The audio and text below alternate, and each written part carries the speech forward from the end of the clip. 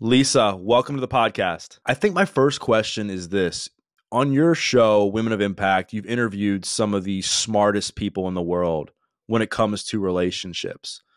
If you had to guess based on that, like why like 90% of relationships fail today, what do you think that would be? I just literally interviewed the Gottmans. So Dr. Julie and Dr. John Gottman from the Gottman Institute, and they've been doing studies in science and studying couples and their behavior over periods of 20, 30, 40 years. And what are the identifying factors that make relationships last versus what are the identifying factors that actually indicate a relationship is going to fail? And one of the things is, over time, you start to build contempt. And that's what they call one of the four horsemen of the apocalypse. And that's the most dangerous one. And so when you think about a relationship, when you first meet someone, you've got all the oxytocin, you guys are loving each other, you've got all the fun and new things. And so all the issues that may come up, all the annoying things that the person may do, it doesn't really annoy you because you've got all this beautiful love juice that's flowing through you. But over time, as you start to grow, as you start to change, as you start to have goals and dreams and you go on different paths, how do you communicate? How do you adapt and evolve together? And that's been a big key for me and Tom, is that we adapt and evolve together. But I think a lot of couples don't. And so what happens is you're not the same person you were at the age of 20 and at the age of 30. You're not the same person you are at the age of 30 that you are at the age of 40. So now imagine you've got a relationship that you start to build. You start from love, excitement, but you don't have the communication. Over time, your communication just breaks it down more and more. And so according to the Gottmans, contempt starts to evolve. Now, contempt can be things like rolling of the eyes, the tisking of people. Now, that isn't almost a verbal thing that you can maybe have a discussion with, right? If we were dating and you rolled your eyes at me, or we were together and you rolled your eyes at me, I could maybe call you on the roll eyes, or typically what I'll do is ignore it. Right? Most people are like, whatever. You do those eye rolls enough, they say that there's 5-to-1 of good versus bad that will make a relationship last or not. So if you do an eye roll once, you need to give your partner at least 5 other compliments in order to outweigh the one eye roll that you've given. So now imagine over time, as couples start to evolve and get together longer and longer, you ignore the eye rolls, the contempt starts to build, and then it comes to a point where you start to argue about stuff that actually you're not really arguing about. So you argue about, the dishes, and that one thing that you argued about where it's like, it doesn't really matter about the dishes. 5 years later, you are now having a freaking screaming match at each other about the dishes. But it's not about the dishes. It's about the contempt that has built up that then leads to the explosion on something else. So I think when it comes to looking at 90% of relationships, how they fail, why relationships fail, it's the slow burn. It's the slow thing that happens over time. I call it the water that drops on the rocks that eventually changes its shape. Like over time, if a water just drips on a rock, the rock will change its shape. So now think about that being negativity on your mindset and your self-esteem and how you feel about yourself. That negativity that the person's dripping on you eventually changes who you are. It makes you more angry. It makes you more contemptuous towards them.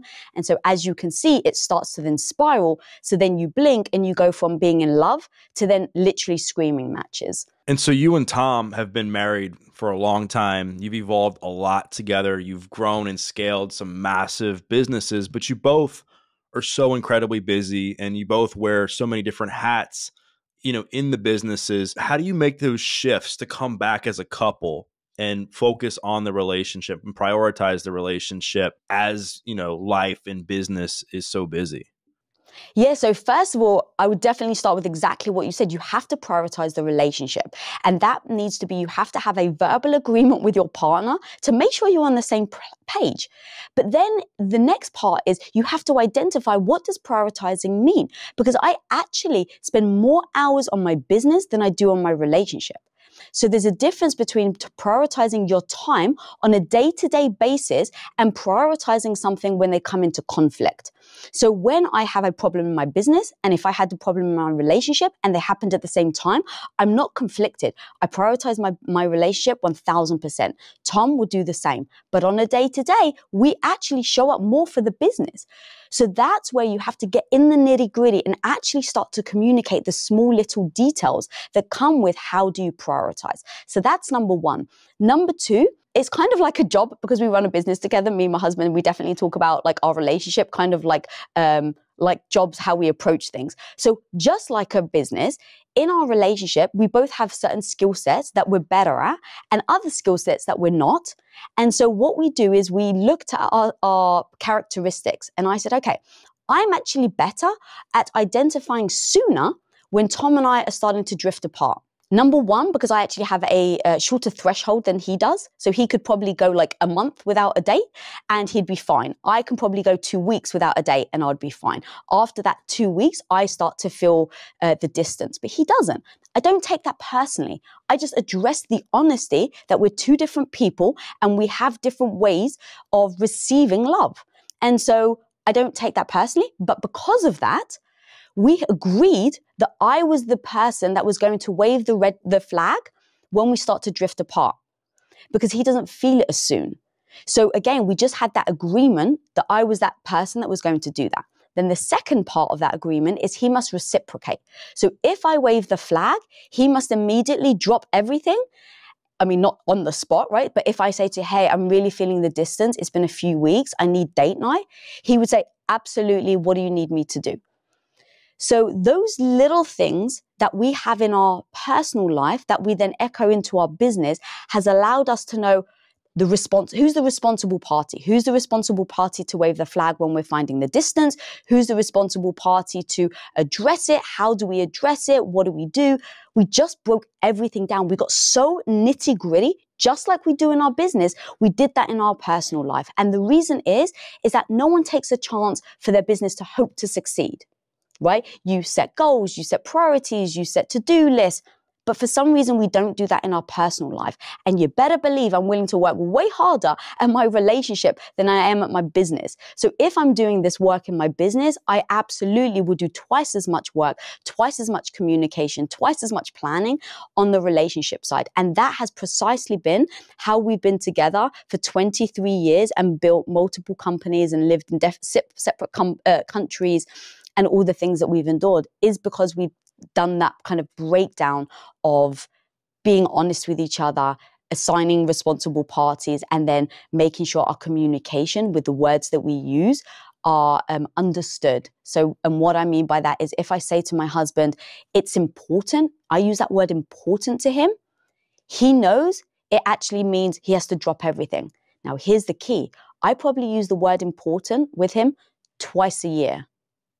But we've made an agreement that if I need him and something really is important, I'm going to use that word.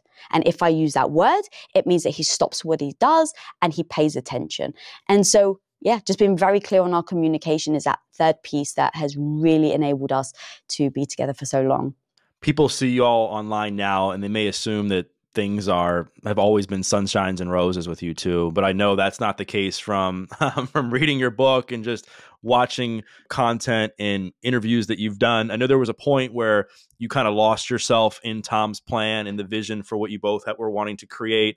I know there was a point where you were unhappy as a stay-at-home wife and you felt like you were lacking purpose and meaning. How did you, not just find the courage to find your voice, because I think obviously that's challenging, but how did you do it in a way that wasn't destroying your marriage and relationship? Because I think a lot of times when people they're like, oh, I found myself, I'm tired of being like walked all over, I'm done, it's like I'm going to take over, and they end up destroying their relationship. It's so true. And I was so aware of that it made me realize I had to really have a plan, going back to business plans. I had to have a plan on how I was going to approach it with the goal of me and my husband staying together. So number one was I just owned that the 8 years that I was an unhappy housewife, and I want to make sure people hear me, it's not that a housewife is bad, it's that it wasn't my dream. So living a life that isn't your dream, let's kind of encompass it there. I did that for 8 years. Number one, I had to own that was on me. I didn't speak up. I didn't tell Tom that I was unhappy. I was the one that chose to people please. I was the one that chose to sacrifice. So I had to take ownership over that. Secondly, I had to take ownership over that. I didn't communicate that with him. So that was really step number one, is go up to him and be honest about the fact that I was miserable. I felt like I'd given up on my dreams, and now I was starting to find myself again. And I had to communicate that that was on me so that he didn't feel badly. The other part was to acknowledge that I was changing. I was the one that told him when we first got married that I wanted 4 children. I was the one that decided I didn't want children. So I had to approach him with grace that of course he's going to have a reaction. I think sometimes when you build your confidence, you think that, okay, I'm going to go in and I'm like, this is who I am and this is what it's going to be like, and, like it or lump it. It's like, okay, going back to the goal, is that going to bring my husband closer to me or further away? It's going to make him feel disrespected. It's going to make him feel dismissed, like his opinion doesn't matter. And I really believe that when you're in a relationship, you have to listen to your partner's opinions. And so I went in there saying, I'm going to express to him how unhappy I was. I'm going to express to him how happy I now am. I'm finding myself. I'm finding my confidence. And then I'm going to give him space to be honest with how he feels. I'm going to give him space to be honest, to say all the hard things to me. And then I'm going to finally give him time to grieve. And what I mean by that is grieve the wife that I was. I was putting out clothes for him every single day. I mean, to the point where he was waking up, his clothes would be next to him. He would get changed. He would go to the gym. He'd come back from the gym. His clean clothes were waiting for him. He'd leave for work. I would hand him a lunchbox. He would come home from work. His dinner was on the table. Like I really prided myself on being a very good, traditional, I would say, Greek housewife. But I never wanted to do that anymore. Now, when you do that for 8 years, for me to turn around and say to him, now you're just on your own, is actually disrespecting him again on the transition that we're going through. So in order for me to bring him into my life, my world, the way that I needed to approach things, I said, I'll give you space. I'll give you the time to grieve the wife that I was. And so here's a suggestion. And so I laid out a plan for him. And I said, what if I cook and clean for you this week, 7 days, like I normally do. Next week, I'll do it only 6 days. The week after, I'll do it for 5 days. And then the week after, I'll do it for 4. And I'll wean you off me taking care of you from a traditional standpoint. How does that feel? And he felt heard. He felt respected. And then, because I was like, I eventually won't do laundry. But once I broke it down, once he started to feel all those things, he just turned around to me and said, babe, what kind of husband would I be if I put clean underwear ahead of my wife's happiness? And so now he felt good about the fact that he was accepting not having necessarily clean underwear, to the point that one day he was going to work, and it was like one day, days at Quest, and he was going to work, and I hadn't done the laundry because we were so busy. Quest was growing so quickly that the last thing I was thinking about is doing the laundry. And he literally yelled from the other room. He's like, babe, I don't have clean underwear, so I'm going commando. Bye. And he felt so good about himself that he felt like he was supporting me by going to work without underwear. So that's what commando is. You go without underwear. He felt good about himself. So now imagine I handled it a different way. I came in telling him, this is who I am. This is what I'm going to do. You're going to have to like it and lump it. Do you think that eventually when he finds that he doesn't have clean underwear, that he's going to be happy about it? He's going to be in his own world, because we all take things personally, whether we want to or not. So those were really the key things that I did in order to bring us together in this moment that really could have ripped most couples apart. I know one of the other things that's been really helpful for you is finding your own mission and purpose. And a lot of that has come through your podcast and your content and your book. And I know that your purpose is like you're waking up and trying to inspire, like you're trying to reach the 14-year-old Lisa. Why is that? I think it was Mother Teresa that said, not everybody will fight for the masses, but everyone will fight for the one. And what that means is who do you wake up for every day and fight for? Now, for me, I need to fight for something or someone. I need that pull that when I feel insecure, when I don't feel like I'm good enough, when I don't feel like I have the skill set, when I feel like I'm going to be mocked or teased or bullied for doing something, or, that internal negative voice that's like, well, Lisa, you're not good enough. Why on earth are you going to do it? I need something to go back to as my North Star, is what I like to call it. I need that pull. And so what's that emotional pull that gets you past your own ego? What's that emotional pull that gets you out of your own head and propels you forward? And so at Quest, it was my mum. I grew up with a mum that was borderline anorexic. And then as an adult, she pivoted and fluctuated into being morbidly obese. And so every day as we're building Quest, and I didn't feel good enough every day, I felt imposter syndrome. I had been a housewife for 8 years and I was thrown into an incredibly fast startup. And so I was facing my inadequacies every day. And so I had to have a North Star. And so that North Star was my mum. I don't want to do this. I don't know how to do this. Well, okay. Are you going to help your mum? Yes or no, Lisa? And every time I would think of my mum, I would then propel myself forward. So as I started to realize we were dealing with the body with Quest, that was amazing. As we pivoted into impact theory and women of impact and my book on confidence, it started to be, who is that one that I can actually wake up to every morning and fight for, even when I don't feel good enough? And I realized it was the 14-year-old Lisa. It was the 14-year-old that wished I had the content that I create now, when I didn't feel like I was deserving of anything, when I didn't, I was bullied and teased by, sadly, other women, other girls. So every morning now I wake up and I think to myself, if I don't overcome this, if I don't overcome this hurdle, if I don't overcome this failure, if I don't overcome this inadequacy, then you're not going to help that 14-year-old girl that really needs you, Lisa. And you better believe that's just a strong enough North Star that nothing has stopped me. I love to hear that. And I know that, before you've done this reinvention of yourself, you fell into the traps of people pleasing, not having good boundaries, trying to fit in, doing things for the wrong reasons, being afraid to stand up for yourself. What are some of the other biggest self-sabotaging habits that you think are destroying people's lives? I think the validation that we don't actually even realize. So we get, we all want to feel good about ourselves. And so sometimes we'll do something that makes us feel good, but we actually don't like the thing itself. And what I mean by that is I got stuck for 8 years being a stay-at-home wife because I was told, oh my God, you're such an amazing stay-at-home wife. Everybody was giving me accolades. My dad was so proud of me, oh, my Greek daughter is being, a good wife. So my dad was proud of me. My mum was proud of me. My husband definitely liked it. And so I was getting validation of being a stay-at-home wife. And so when I started to that's the hard thing I think that really keeps people, because you get stuck because you are getting something out of being stuck. Take off those, the blinders and just look at why you're stuck and what that validation piece is. And so what I realized was I had such low self-esteem that I was holding on to something that didn't serve me, didn't serve my dreams, and it didn't serve my future, but it sure as hell filled up my heart from the validation standpoint. And what I realized is in order to make the pivot, I had to find ways to build the validation within myself instead of seeking it from external sources.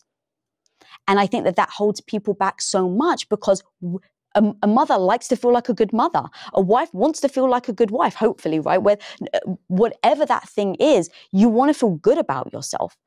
And so that was one thing I really realized that enabled me to make that pivot and to stop people pleasing. And instead of someone else saying, oh my God, thank you, Lisa, you're so amazing. And that's where I get my validation from. What can I do every day to build my validation so that when I realize I'm doing something I don't want, I can actually stop it before I get to the point where I then get sucked back in. And so that really became, okay, what are the things that you can do? I love working out. All right, Lisa, do a challenge for yourself. Tell yourself that you're going to do 30 push-ups and work on the 30 push-ups. And every day you're going to be proud of yourself that you showed up. That's building your validation. Telling yourself that you're going to be the type of person that is going to say the hard thing to your partner, even when it's not easy. Okay, I did it. That built validation within myself that I can do the hard things. And so I started to put lists together of all the things that I can approach that is just me. That's the key. It has to be just you. It can't be tied to someone else, because it has to be either you did it or you didn't. You can't use excuses of oh, but so-and-so didn't show up, so I wasn't able to. No, either you did it or you didn't. And every time you say, I did it, it builds that validation piece that allows you to then feel confident enough to be able to then, like I said, say no to the people pleasing, set the boundaries when it doesn't actually align with you. And I'm not saying any of this is easy. I am a student and I love to freaking grow and learn every single day. And so when I said, oh, okay, validation, let me set a boundary on something that doesn't make me feel good. I don't know how to set a boundary. So I'm like, how do I set a boundary? Let me do my research. And so listen to a podcast on setting a boundary is a step in building my validation, because I know that now I'm doing the things that I promised myself I would do. So I want to get into the conversation of confidence and radical confidence, because I think obviously this is a big part of your work and your message right now. And so many people struggle to build confidence. They think they can just like stand in the mirror and say, I'm enough, I'm good enough. And all of a sudden, they're going to become more confident. What do you think is the blueprint to building radical confidence from somebody who's like on the couch, completely unhappy, lost, miserable, and they want to get to Lisa Bilyeu, who's, this boss who's like incredibly confident, setting boundaries, doing away with people pleasing and everything else? Well, so hopefully by me saying that I'm not always confident is a great indicator to people that confidence isn't a one and done. You don't just achieve it. It's not an end goal that you cross a finish line and you're done. So even now, of course, I have a lot of moments that I don't feel confident. So what are the skill sets and what are the blueprints and what are the tactics that I go to when I need to feel good enough to take that first step? And that's really the key for me. Confidence is the end goal. It's the byproduct of taking action. And I just want to repeat that so your audience really sinks in. Confidence is the byproduct of taking action. So people wait for the confidence usually to then act. And it's the other way around. And I think that we are doing ourselves a disservice to wait to feel confident. Now, just telling somebody, well, just do it anyway, is not understanding why people don't actually do it anyway. And again, it's because you think that you want to feel good. When I feel good enough, then I'm going to do it. So here's something I want to post to your audience. What if that when never comes? What if it never comes? Are you happy? Do you want to live your life the way it is? And again, this is your life. You need to answer it for yourself. But if the answer is no, then great. Now you know you just have to make a change. Okay, so how do you make that change? How do you do those acts in order to build the confidence? You have to identify what you're trying to work towards. So if you're sitting on a couch and you're saying, I want to have the confidence like Lisa, in what? In business, in relationships, because it is different. The way I build my confidence in business is very different than how I build my confidence in my relationship. It's very different than how I build my confidence with my family, to speak up and set boundaries with them. So identifying what you actually want confidence in is going to be key. Like, know your end goal. And then write some stepping stones in order to get there. So that's the easy one that I give the example to is really, let's say, working out. People, let's say somebody really wants to get fit. They've heard why health is really important. They understand the importance of movement, but they just don't feel good enough. They don't feel good enough to go to the gym, to pick up some weights, to, be confident enough to put on those Spanx or whatever and, that tank top and go to the gym. Okay, that's very valid, but at least you've got a goal. You know exactly what you're trying to get to. You want to get to have confidence in the gym. Step number one, maybe you just have to buy your sneakers. Step two, maybe you drive to your local gym and you buy the membership. Step three, maybe you just search and see where the parking is. Step four, maybe you walk in and you walk one lap around the gym. That's how you'll eventually get to the point where you can show up at the gym, pick up the weights, wear those sexy, Spanx or whatever that you've been dying to wear, and then you feel good about yourself. It has to be a stepping stone. It has to be little by little by little, because just saying do it anyway, it will be so overwhelming for people, they don't actually know how to start. And so this literally is what I do with everything. I look at my business, I look at leadership, I look at my relationship and say, what am I trying to do? What's the blueprint? What's that first step that I need to do to get there? How do I feel about myself? Great, Lisa, you just bought your sneakers. I can feel damn good that I told myself today I was going to buy sneakers for the gym. And that's the validation piece again. You're starting to build that validation in yourself that gives you just enough confidence to turn up at the gym that eventually leads to competence. You do something enough, it leads to competence that then leads you to building your confidence. So I think a lot of people they find it easy in many ways to build confidence in various areas of their lives. I think the one area they really struggle with is relationships. It's like they can be confident in the gym, they can be confident at work, they can be confident with their family, but once they get into a romantic relationship, like everything goes out the window at times. And I know you talk a lot about relationships, and I know like the new chapter in your book is about this. How can people develop the confidence to walk away from a relationship that's not serving them? Oh, yeah. So thank you. This was one of those things that I couldn't believe it wasn't a chapter originally in my book. And then when I realized and started to do kind of my own deep dive and research in my audience and my community, it's the relationship piece. It's like you can be a beast in business. You can set boundaries. You can feel good about yourself. You go into the gym, you freaking crush it. And then you have a bad relationship and all of a sudden your confidence is in the toilet. And so I was like, wow, we really have to identify this piece that is really holding us back. And I think that what happens is we end up, the people that it ends up really denting their confidence, in my experience, is people who have been in manipulative relationships, where over time, again, going back to that drip, that water that drips enough on a stone that ends up it changing its shape. You think about manipulation like that, you think about that in a relationship over time, where someone diminishes you, someone puts you down, someone puts a negative, keeps saying negative comments. So what happens is you just shrink yourself a little. You shrink yourself a little more. You start to speak up maybe, and the person puts you down again. So you're like, well, it doesn't matter. Maybe I just won't speak up. Maybe I just won't push back. Oh my God, that argument was so bad. I don't ever want that to happen again. So maybe I just won't say what I need. Maybe I just won't ask for this. Maybe.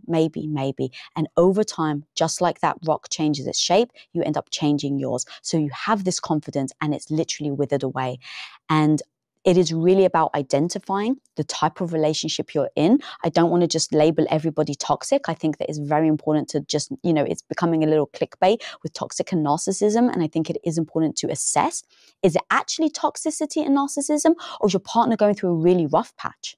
If your partner's just lost their job, if someone in their family's just died, it's like, yes, they're going to be hard to live with for a while if they're dealing with health issues. So the first thing is to separate the thing that's a temporary issue, where they're being a little mean. Maybe they're saying things that aren't very nice, but they're not being disrespectful, but they're not necessarily a nice person to be around.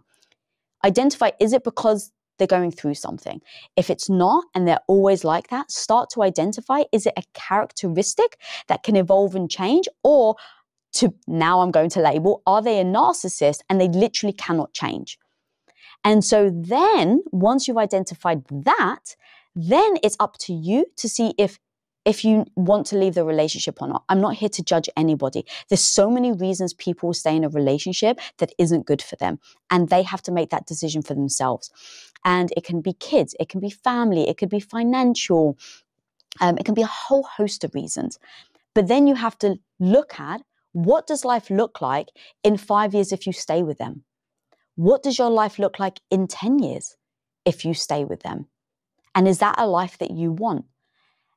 And if the answer is no, then it starts to be, how do you leave? How do you communicate? And then again, if it was me, I would go into my research. It would be like, okay, if it's a narcissist, you can't just tell a narcissist, you're a narcissist and I'm leaving.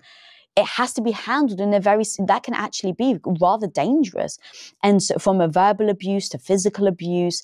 So I would do my research and I would see, how do I leave a narcissistic relationship? And I've, interviewed so many amazing people. And my favorite is just Dr. Ramani, her work is just incredible and saves lives. She is the narcissist expert. So if anyone wants more information, they should really go check out. I do a lot of interviews with her. And so, so that's how I would kind of break it down. And if it was just toxicity, I would find a way to, okay, can I just leave? But if they've got control of the finances, how do I try to get the control back? What is that navigation? So there's a lot of complexity to leaving a relationship. But for me, I think it would always be assessing those elements first, so I know what I'm getting into as I leave that, and then how to maneuver and navigate it. Having the tools, because if you've never done it before, if you've lost your confidence, you may feel lost. But I just want to tell people right now, you're not alone. Like, you are not alone. There's research, there's people out there that can help, there's therapy, there's my show Women of Impact. Like, there's a lot of people that can show you that you're not alone and help you find ways out. But the key is knowing you can find a way out. And it's that hope piece, the idea that you can change, you can have a different life. You've just got to believe it in order to take the action. You just brought up, I think, everybody's worst nightmare when it comes to relationships, and that's being manipulated, being in a relationship that's toxic or very unhealthy or abusive or with a narcissist. I mean, I know you've done your own research. You've talked to various experts on the podcast. Is there like a common theme of the types of men and women that tend to get taken advantage of by people in relationships? Yeah, so usually it's the women who are, I'm going to be a little gender specific here, but obviously it's never going to be exactly, of course. But usually women are found to be more people pleasers. And so they are going to more typically be drawn to, not be drawn to, but I think not necessarily speak up as much if there is that verbal manipulation, that verbal abuse, because you want to people please. So you don't really want to ruffle any feathers, which also means that you may not go and seek help. You may not tell your friends because you don't want to talk badly about your partner. So I think that is a characteristic very much so that has really been something that I've noticed in women that are in these types of relationships. Also, I think, just childhood traumas. If you have certain childhood traumas where you haven't been demonstrated what a healthy relationship looks like, and you've been in a relationship where your father was verbally abusive, you think of that as being normal, so you don't even question it. That's one that actually scares me the most, where it's like you don't even realize it's happening because you so much have been trained, if you will, to think that this is what a normal relationship looks like. And so anyone who has had that type of childhood trauma, that can be an indication. There's so many, sadly. But do you think building confidence is like a great start for people in order to navigate some of this stuff? Because I feel like the more confident you are in yourself, and if you can maintain that, I mean, outside of the abusive and narcissistic people, it can be easier to know your worth and walk away if you're feeling incredibly confident about who you are as a person. Yeah, absolutely. I mean, one of the things, I was in a verbally abusive relationship before I met Tom, and this was my first childhood sweetheart. We got together when we were 15. We were together for 4 years. And I thought that the passion and the screaming matches were a sign of affection. And I thought that was like, oh, well, that's, I'm feeling the heat. This is what you see in movies where it's like the passionate lovemaking and, things like that. And so I thought that was normal. And there were acts that I look back on now that I can't believe I thought that was love. For instance, I went to university and my boyfriend, he didn't, and he would drive. I would drive home every weekend to see him. And one day I was talking on the phone and one of my roommates came in with a guy, and he hears a guy's voice and he's like, "Who's that?" And I was like, "Oh, it's just my roommate." And I knew he was a very jealous person. So I tried to change the subject. Cut to 2 hours later, he turns up on my doorstep. And I think, oh my God, he's here to surprise me. How wonderful. Look at this show of affection. And he immediately starts to ransack my entire my dorm room because he thinks I'm hiding a guy in my dorm room. Now, the crazy thing is, even after that, I still was like, wow, he must really love me so much that he drove all this way to surprise me. And he's so loving that he doesn't want that the idea of me being with another guy made him drive all this way to see me. I somehow had that behavior as an interpretation of love. And so when you talk about the confidence part of it, I didn't have the confidence at the time, and I didn't actually understand what love was. Now, when I separated from him, I spent a year figuring out who I was, how I build my confidence, what the boundaries look like, what the non-negotiables look like, what do I value, what are my morals. Those were very important things that I had to establish, and then I met Tom. So once I met Tom, it wasn't just the confidence, because remember how we spoke earlier and we said how people can, have the confidence and then they meet someone in a relationship and then it goes out the window. it is the confidence piece, but it is the ability to set the boundaries. It's the ability to have clarity on what your values, your non-negotiables are, so that when you get into the relationship, you set them up from the get-go. So that's exactly what I did with Tom. So because of my experience with my ex-boyfriend, because I'd built my confidence, I had done all the internal work to lay out what I was willing to take and what I wasn't in my next relationship. And so right from the beginning, when I first met Tom, not the very first thing, but as I started to realize we were getting serious, I was very open. I said, there's going to be 2 things that I'm just going to tell you from now are non-negotiable. And I'm telling you from now because I want to set our relationship up for success. You can never, ever, ever cheat on me. And you can never, ever, ever physically hit me, abuse me, ever. And you can never call me a bitch. That was like the third one, the smaller one. Or basically, you can never name call. That was kind of the third one. But the first 2 were non-negotiable for me. And I said, look, I'm going to be very honest with you. While other people may forgive infidelity, again, zero judgment on anyone else, I need you to know I'm not the type of person that will forgive you, because I knew what that would do to my confidence. And so I said from the get-go, this is how it's going to be. This is my boundary. And just to let you know, because this is non-negotiable, if I found out at 10:03 a.m. that you've cheated on me, 10:04, I'm out the door. So I'm not even going to give you a chance to explain. So I need you to hear that. And I'm telling you this up front. I'm telling you this so that our relationship hopefully can last. But those were things that allowed me to feel like I was bringing my confidence. I was bringing the boundaries that I had laid out. I was bringing my value system and my morals all together. And I was being very clear in my communication with him. Now, in order to do that, you have to have the confidence. So now going all the way back to your question, yes, confidence, I think, is imperative, but I don't think it's the only thing you need. Because if all you have is the confidence and you don't actually have boundaries and you don't understand your values and you don't understand your non-negotiables, over time, again, I'm just going to go back to that analogy of the water on the rock, you're going to change your shape enough that now you don't realize who you are. But if you do all the work beforehand and you have the confidence to then really stick to your guns when you say something, you actually mean it, then I really think, hopefully, you set your relationship up for success. And it gave Tom the ability and the chance to be like, well, I don't agree with these. Okay, cool. Then I'm not going to marry you. And then we're going to separate. So that was kind of the discussions that we had. So yes, I do think confidence is important, but it's an accumulation of things. And so I would imagine that the audience probably thinks that only women watch your podcast or listen to your podcast. I would bet that some men either openly or secretly do so they can understand women better. But for the men that don't, what do you think men are not understanding about women? I love that you said that. So when I met my husband, the very first words he goes, oh, I need to understand women. So at the time, now again, we've been together for 23 years, he was like, I read Cosmo and I watch Sex and the City. Those are the 2 things that he's like, I want to learn what women think and how women act. So I absolutely agree with you. Men should watch my show to learn exactly what women are thinking. So here's actually the truth. If I'm going to give you you have to understand your woman's cycle. Period.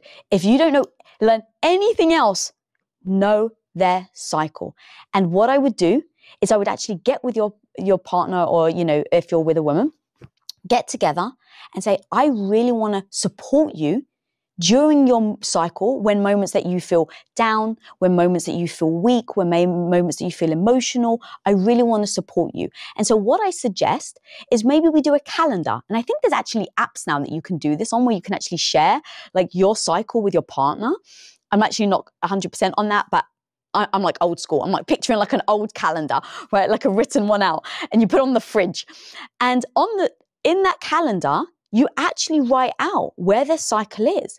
Now, I've done so many interviews. In fact, go check out my interview with Mindy Pelz, because we broke down a woman's cycle and how they're going to respond and act throughout the entire 28 days. And she lays out, these are the days, this is the time in your cycle that women shouldn't do Zoom calls. Or if you do 20 Zoom calls in a day, only do 5 Zoom calls in the day. Why? Because by the 10th one, you're going to blow up, you're going to erupt, you're going to be emotional, you're going to have an emotional reaction. And now, from the guy's perspective, they don't understand what's going on because they're not in your body. And so if a guy can understand a woman's hormones, it's going to allow you to understand why we act the way we do. It's going to allow you to have discussions where it's like, if there's a hard discussion that you want to have, don't do it at a certain time of her period. She won't be able to hear you. She literally, because of the chemicals and her hormones in her body, she will not be able to receive the message you're trying to give. So if you're trying to address a problem in your relationship, you know when to do it in her cycle. So it's literally almost like a cheat sheet for any guy listening on how to approach females in your life, whether it's a partner or a friend or, you know, a mother or a sister. It really will help you understand. And then just the other content I do just allows you to understand the struggles that women go through. And I think, again, knowledge is power. And that's how I always think. I was like, I'm always trying to learn about men. There's a book called The Female Brain, actually, that really allowed me almost to understand my husband more. Because once I read the book, it's so good. Have you read it, by the way? I have not. I'll have to check it out. You got to check it out. It's actually quite an old book. It's called The Female Brain. And what I realized was it explains the structure of a female brain. And it explains the difference with how a female brain is developed versus a male brain.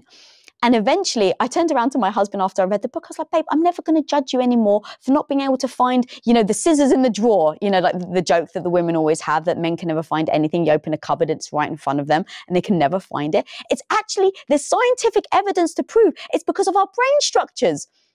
And so now I just literally understand my husband more. And I'm like, it's all right, babe, you can't find things because your brain structure is different. So with all that said, so you're saying that, you know, the biggest thing men should do is understand their partner's cycle and make sure to have a conversation with them about that so that they can be on the same page and so that he can know how to support her during that time. And they can actually use that time to learn to grow instead of, you know, it causing any kind of, you know, tension in the relationship. A lot of men, I think, are often confused about what women really want in a relationship from a man. What have you found to be some of the common themes from the conversations you've had, or even just in your own experience with what women actually are looking for in a man? There's one thing and one thing alone. I'm going to, really claim this. They want to be seen and heard. And what I mean by that is they don't always want you to fix something. They really don't. So when they come to you with a problem, when they come to you with an issue, if you try to just fix it, they won't feel seen and heard. And that's what you're trying to do. And so what me and Tom do is we have this whole agreement where it's like, okay, if I come to him with a problem, because this was a big conflict in our marriage, because I was like, I'm always, if I'm struggling, like you're always either dismissing it. It felt like it was dismissing it, but it wasn't. But it felt like he was dismissing it because he was just like, oh, well, just do this. It's like, what do you mean just? Like, I'm really upset about this. And he's like, well, you can do this. Or you can. It's like, but you don't understand. And I would start to get emotional. And what I realized is he's trying to fix it. And I just want to be heard. And so the very first, like we just now pinky swear, the very first thing I do when I walk into a room, if I've got a problem, I'm like, babe, I just need you to listen. And then I tell him the problem. Now, sometimes if I'm emotional, I don't have the wherewithal to say that.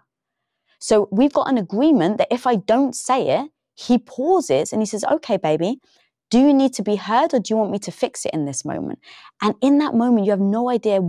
Just asking your woman, do you want to be heard and do you want me to listen and hold space for you? Or do you actually want me to help and solve it? That, just asking that question will make a woman feel seen and heard. And now they feel supported. And that doesn't mean that you have to agree with her. That doesn't mean that you have to, because sometimes Tom doesn't agree with me. He's like, this thing that you're upset about, I actually don't agree with it that you're upset. Or he doesn't say that because obviously I am having the feelings, but he'll try and convince me to have a different perspective.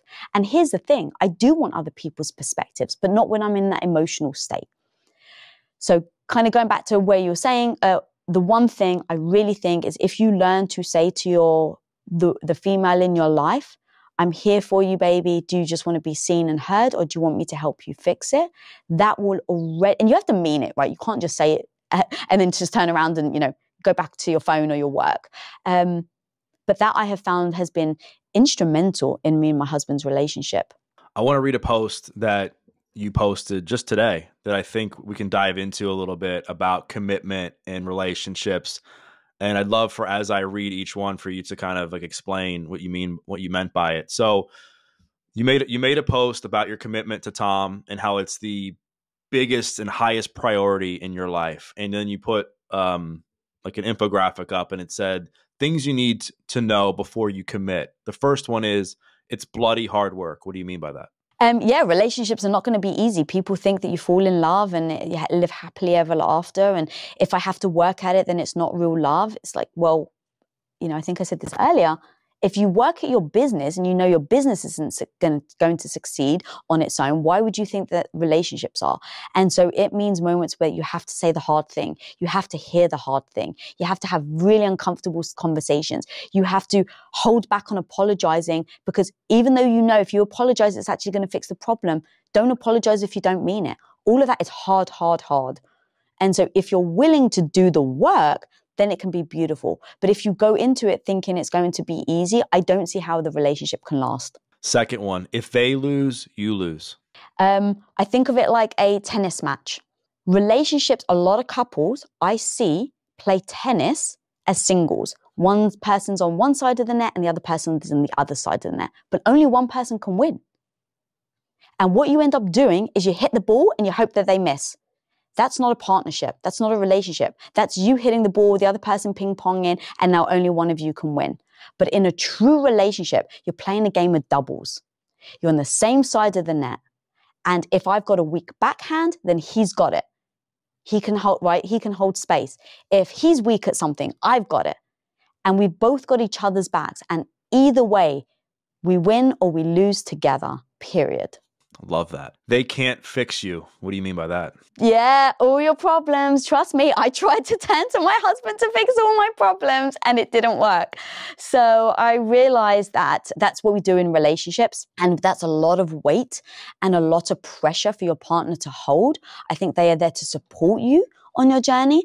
I think they're there to hold space for you when you struggle, but their job is not to fix your problems. I think that absolutely is your responsibility, and they are there to help you along that journey, but it's not their responsibility to actually do the work. It is yours. And I think we already touched on this, but we can maybe finish this off. You can't fix them. Yeah, that's another thing. People find the validation actually helping other people. And the problem is when you find your validation in fixing other people and they don't want to be fixed or they can't fix themselves, now you don't get your validation and now you feel like a failure. So you can't fix them either. So this next one I think is really important for people to understand. And that one is, it isn't always 50-50. Yeah, I think we just think like it should always be 50-50, and it doesn't work out like that. But over time, there should be absolute harmony and balance. So what I mean by that is there are moments where I was struggling. I have had massive health issues. And there was a time where I could barely stand up for more than 5 minutes at a time. I was, losing weight because I could barely eat anything. I was 20 pounds lighter than I was now, and my hair was falling out and my nails were brittle. So you can imagine every day was about me. On the weekend, it was about me because it was about what can I do? What can I eat? Where can I eat? Oh my God, I'm in pain. I need to lie down. So you can imagine when my health issues really fell, it wasn't 50-50. And if you live in a world that you think it should, you can imagine that Tom would start to build contempt or resentment because it wasn't 50-50. But then it ends up over time weighing out, because then there was another time when my husband was dealing with a business issue and he was working 120 hours a week. Just do the math. I literally wasn't seeing him. He was awake or working, period. And so even when I was waking up by myself because he would wake up early. I was going to bed by myself because he was staying up late. But I don't think, well, hang on a minute, it should be 50-50. I need my equal time. It's like, well, no, you have to give each other grace. And over time, it should absolutely all come out in the wash. And if it doesn't, then you really need to address it, because you don't want a relationship that's one-sided. But you definitely don't want to go into a relationship always thinking that it's going to be 50-50, because life just doesn't work out like that. And life doesn't work out with this next one either. And the last one is, there's no happily ever after. Happiness is a byproduct. Have you heard of the quote, "This too shall pass"? Yeah. Okay, the Taoist quote. So this too shall pass. People say it in times of difficulty. But the truth is, I also say it in times of happiness. We all sometimes reach a moment of happiness, like we go on vacation and everything's amazing and you're in this beautiful place and you're with, everything's like all the roses. And so you then make that moment the baseline that you live by. And so now your baseline is so high that it's so hard to keep achieving happiness. And so for Tom and I, we live life together. And the byproduct is sometimes going to be moments of distress.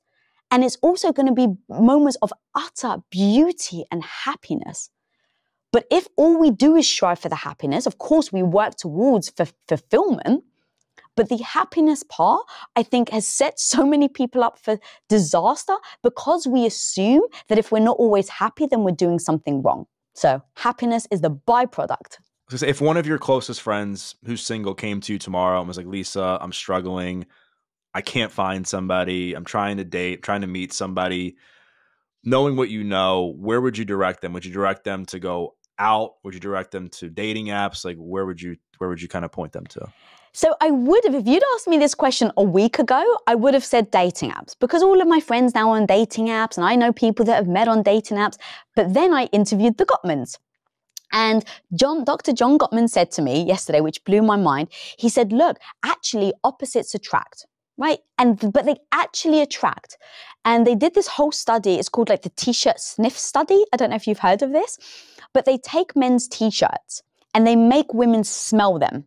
And they have to rate on a scale of like 1 to 10, are they attracted to that person or not? Just by smelling the t-shirts that the guys have worn. The conclusion is, it was something like with 90% accuracy, people chose t-shirts that had like smells and genetics that were actually completely opposite to theirs. Wow, really? Yes. And they realize it's because you end up, if you look at biology, the more diversity you have, the stronger you are. And so if you're looking at, let's say, gut microbiome, for instance, if you've got more diverse gut microbiome, then you can handle illness better. You can handle food poisoning better. You can handle all these things better. And so our bodies biologically search for things that are opposite to us. But what do they do on dating apps? They match you with someone that's exactly like you. So literally when Dr. John Gottman told me this yesterday, I was like, oh my God. So he actually said, you're better off doing random selections on dating apps than you are trying to match people exactly. So I know actually I haven't even given you the answer because you've caught me almost in real time going, I don't know what to suggest because I thought dating apps were the answer. But according to Dr. John Gottman, it's not. So the thing, like knowing that, I think a big key thing that I would say is always working on yourself, making sure that you never lower your standards, making sure that you never lower your values or who you're looking for in order to try and seek a certain feeling. That's, I think, where you end up going full circle back into relationships that don't serve you. And so making sure that even while you're on this journey, always checking in with yourself, always checking into making sure that you're living in integrity, that you're keeping your values and your morals aligned with who you are. Because I do think that ultimately, at the end of the day, the only thing that matters is how you feel about yourself when you're by yourself. And when you're by yourself, do you feel good about yourself, yes or no? And if you change your values and morals in order to try and get to the guy or get to the person, you'll end up not feeling good about yourself. The last question I have for you is this. Like a lot of people who have listened to you and Tom talk about your relationship or heard the story of how y'all have grown together, evolved together, all the peaks and valleys, they would know that, one of the things that has really made this thrive is trust. Like you bet on Tom, he bets on you. You guys trust each other to just take these wild risks in business. And you just believe in each other so much and believe in the mission that it's going to succeed and that everything's going to work out. A lot of people have a hard time just having basic trust with their partner.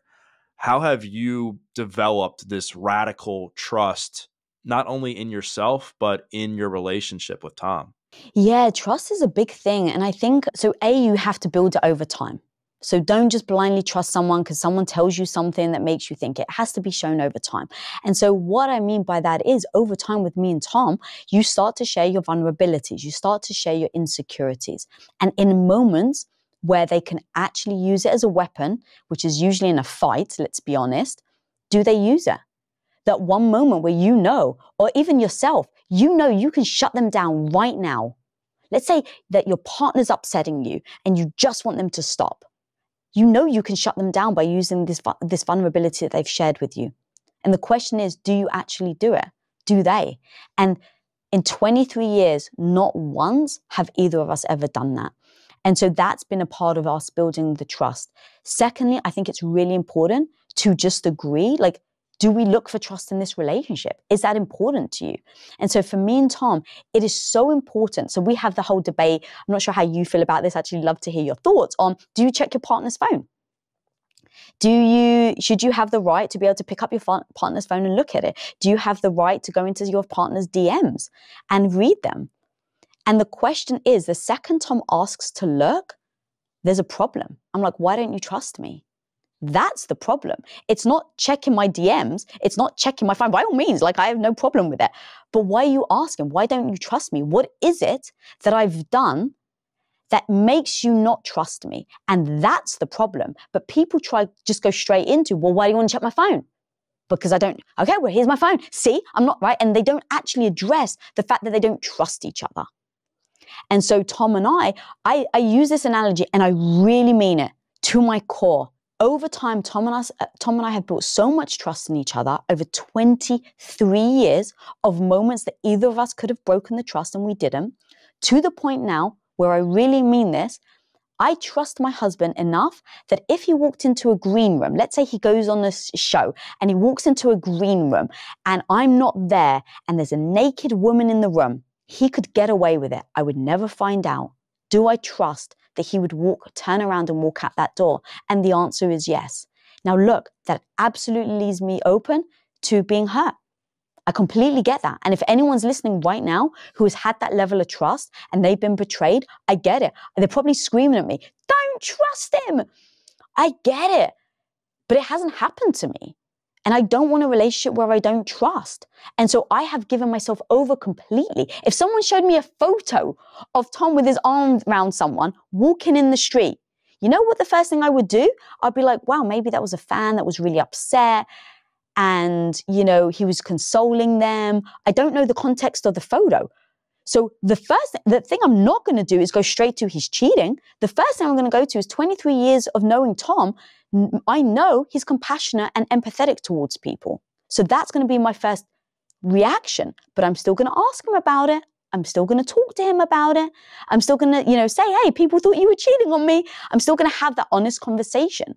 So yeah, I know that I'm opening myself up to being hurt. I know that I'm opening myself up to potentially, having a husband that cheats on me. But that's the choice I've actually consciously made. And I'm very honest with him. And I've said to him, if you do, I'll never be able to trust again because I so blindly trust you that if you ever cheated on me, I don't know if I could ever come back from that because I don't know what signs I would miss.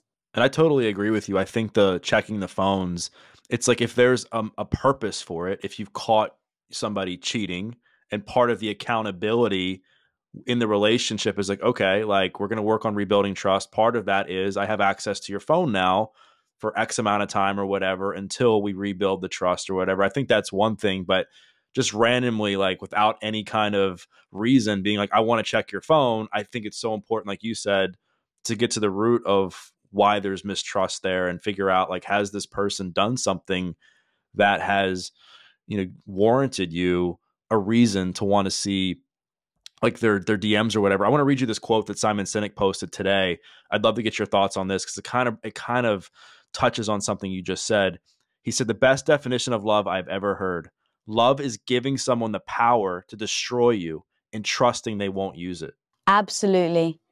I don't know if that's just what love means to me, but I think that that's the recipe that makes a successful relationship, is that you are giving them the power, right? Like I want to give myself over to my husband. It's important to me to do that. And that's my decision. But I just want to have utter compassion for anyone that's listening where someone has abused that. And I understand, and I can only imagine how difficult that is to come back from. But the one thing that I wouldn't do is get into another relationship and then just not trust them. I think trust is a fundamental part of a successful relationship. And if you don't have it, your relationship won't succeed. So I would have to then find ways, if Tom was to do it and I was to, find another relationship after that, I would insist on finding ways to get my mindset right in order to understand and believe that I can trust this person again. And I would do it in stages, and I would do it slowly, and I would be honest, I would be open about the hurt that I'd had before. To your point, I would say, hey, this is what I need because this is what happened to me in the past. This is what I require in order for me to have this successful relationship with you. I totally understand if that's something you don't want to deal with, no pressure, but this is what I need in order to rebuild trust in a new relationship that I had lost from my past one. Lisa Bilyeu, this has been incredible. Thank you so much for everything that you shared. Thank you so much for your knowledge, your wisdom, your vulnerability, your openness. I think my audience is going to really get a lot of value out of this conversation. If they want to check out Women of Impact, if they want to follow you, if they want to buy the book, where's the best place to do that? Thank you so much. So I've got every detail of how I've gone from being super insecure to building my confidence in business, my relationship, in my book, Radical Confidence. So go check that out. And my show, Women of Impact, is definitely where my heart is. That's where I learn and grow and try and serve. So, you can find that on YouTube, or if you're listening on podcasts, I'm on podcasts everywhere. And then Instagram is where I do a lot of my my personal messaging kind of to, almost the quick snippet quotes that give people that daily empowerment. So you can go over to Lisa Bilyeu over there. Thank you so much for this, by the way. I've had so much fun. Likewise, I've enjoyed chatting with you. It's great to see you and catch up. I think you're amazing. I think the world of you and Tom. So really excited for my audience to check out this episode, and I think they're going to get a lot of value out of it. So thanks again for coming on. Thank you so much for having me. Appreciate you. Thank you so much for watching. If you like this video, I really think you're going to like this video as well. I'll see you there.